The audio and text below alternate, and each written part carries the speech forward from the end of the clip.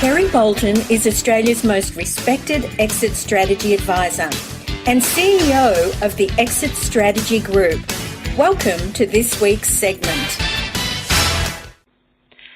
I was reading some other information, in fact, that came out of the US, and they were saying that only 20 to 25% of small businesses are ever sold. Now, that is a really, really scary statistic, especially if you are thinking that your business, in fact, is going to be your nest egg. I also saw some information from the Commonwealth Bank that said that 60% of small business owners actually weren't even thinking about their exit strategy, that they felt that their business, they were going to stay in their business almost for as long as it took to be able to go out with their boots on. In other words, leave the problem to someone else, basically, when the time comes. Now, I don't think that that's a really good outcome. I really think that the best thing that you can do is to really take the time, do what it takes to be able to make your business stand out from the crowd and become attractive to a buyer. I've had lots of conversations with people over the last few months who've fortunately actually becoming aware that they really do need to do something about planning for their exit. And the interesting thing is that most people don't realise the length of time that it'll actually take. If you can give yourself 2 to 5 years, that is absolutely ideal. And one of the things I always say when I'm doing my workshops is that using a phrase that Kerry Packer expressed when he sold Channel 9, and that is to always have your business ready for sale. You might not get more than one chance, and not everybody gets an Alan Bond in their life. Now, unfortunately, neither of those two gentlemen are still with us, but that's what happened, of course.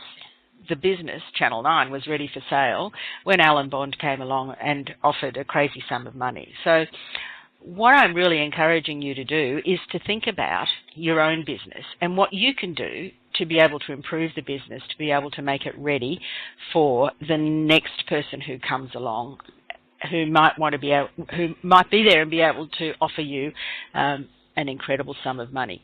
Now, often you find that there's a whole lot of hurdles that you actually have to leap, and they can range from having how to structure the deal, having third parties involved where you need to get consent, finding that there's some undisclosed liabilities hanging out there.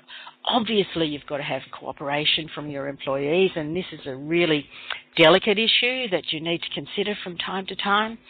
And of course, there's also everyone else out there who's going to have their own opinion as well as to what they think you should or shouldn't do. Then, of course, you've got the battle between the lawyers or the accountants and the mergers and acquisitions people that might come along, all with different perspectives. And last but not least, every once in a while, someone gets cold feet. And when the day actually comes, they don't really want to sell the business after all, because this is your life. This is something that you've had, that you've been involved in for many, many years. And just thinking about what comes next is really, really important. So I'm really asking you to consider all of those things before you take the leap. But most importantly, what we need to do to be able to get your business ready for sale so that you are attractive. And I know I might sound like I'm repeating myself, but to make yourself attractive to the buyer so that they don't have a decision to make, because your business is the best one that's there, that actually stands out from the crowd. If you don't have a copy of Kerry's new book, The Uncensored Truth About Exit Strategies, please visit freeexitstrategybook.com.au.